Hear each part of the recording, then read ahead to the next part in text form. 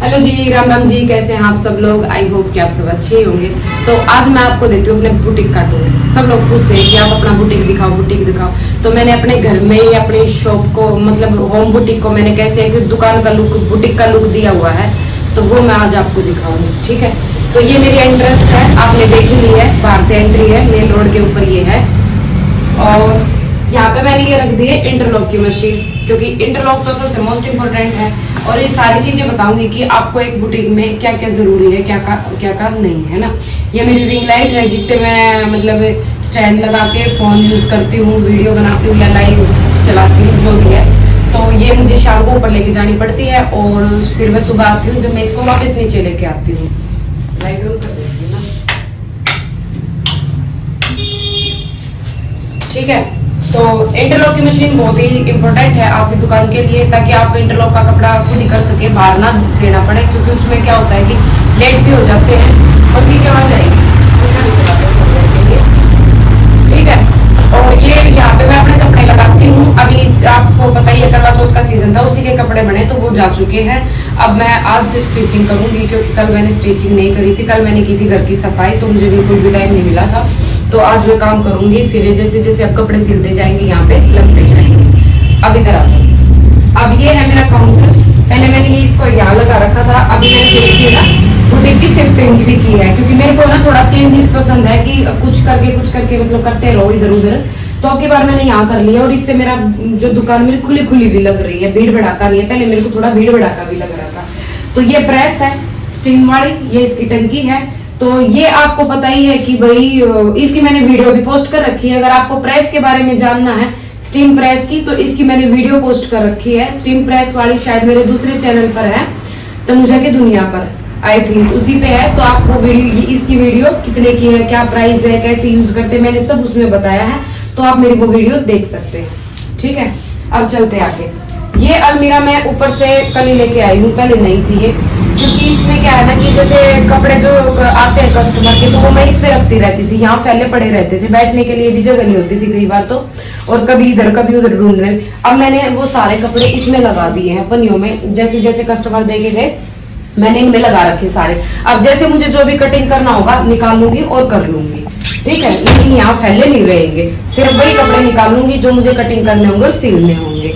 ये मेरे धागे का स्टॉक है। कल मैंने एक डिब्बा खाली कर दिया, 4 डिब्बे थे, ये कुछ कुछ खाली हो रखे थे। तो एक एक करके मैंने ये फुल भर के इनको रख दिया है। धागे खत्म हो रखे हैं, अब की बार मार्केट जाऊंगी जब धागे भी लेके आऊंगी। क्यों भाई, मेरा स्कैनर जो कि मोस्ट इम्पोर्टेंट है दुकान के लिए, है ना, तो कर दियो जिसने पेमेंट करनी हो, ठीक है। मजाक है बाकी हो भाई, सब कुछ नहीं चाहिए ऐसा, अपनी मेहनत का चाहिए है। क्योंकि मेहनत की कमाई में पूरे पटा करे, ऐसे नहीं है ना, तो वो मजाक था खाली। तो ये डिब्बी है छोटी सी, चाक इधर उधर फैलते रहा। ये चाक की डिब्बी, तो मैं छोटे छोटे टुकड़े चाक के इसमें रख दूँ।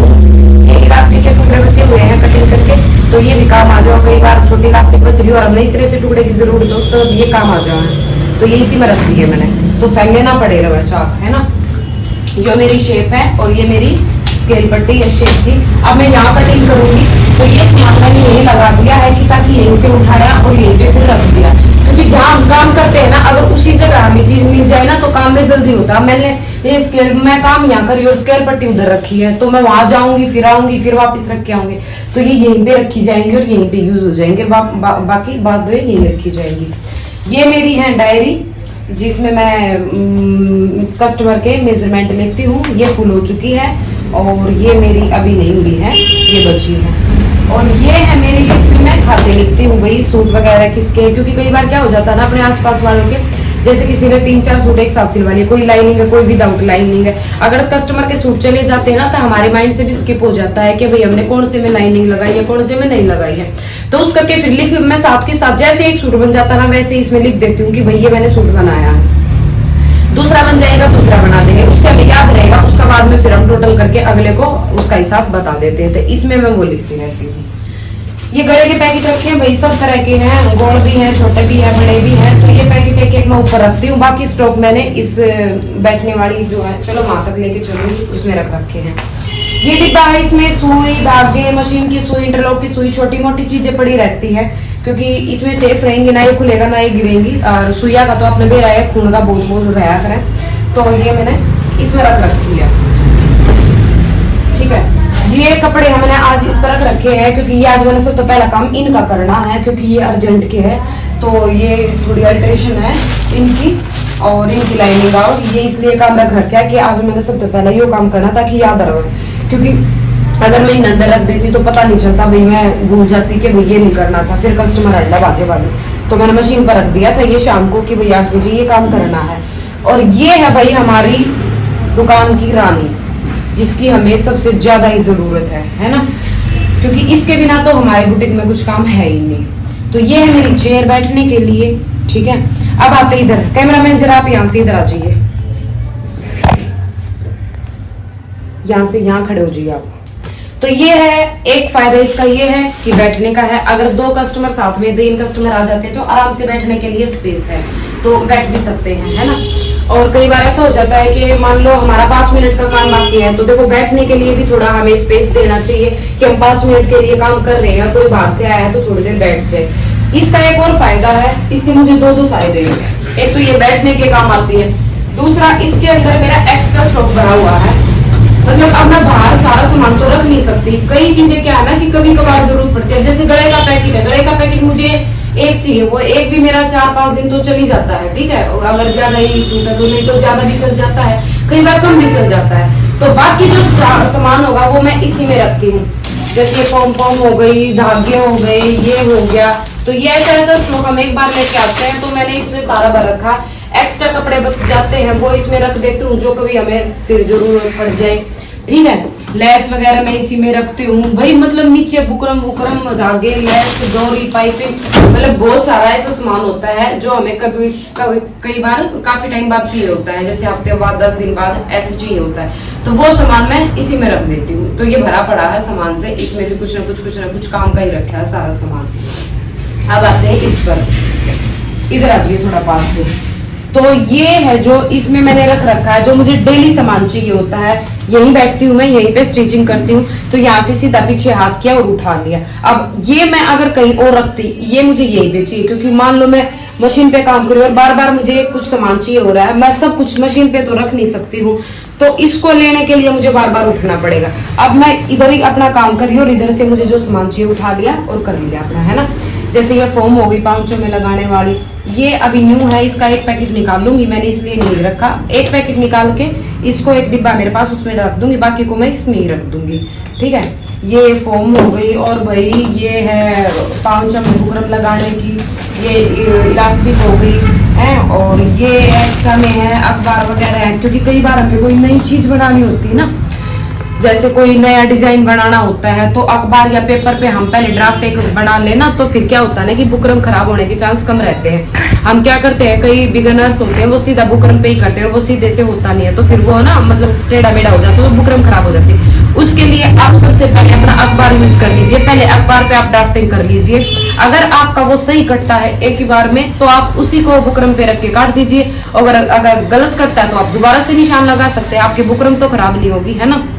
एक ये वेरी इंपॉर्टेंट टिप्स है, वैसे जिसका हाथ बैठ जाता है वो तो कर लेते हैं, बाकी तो देखो ये नीचे रखिए भाई बुकरम और फोम जो 500 में चाहिए होती है, ये पन्नी में डाल के रख रखती है, क्योंकि रोड का घर है, रोड के घर पे ना मिट्टी वगैरह बहुत आती है, तो मतलब सब कुछ गंदा गंदा सा हो जाता है। रोड के घर के फायदे भी हैं और नुकसान भी है।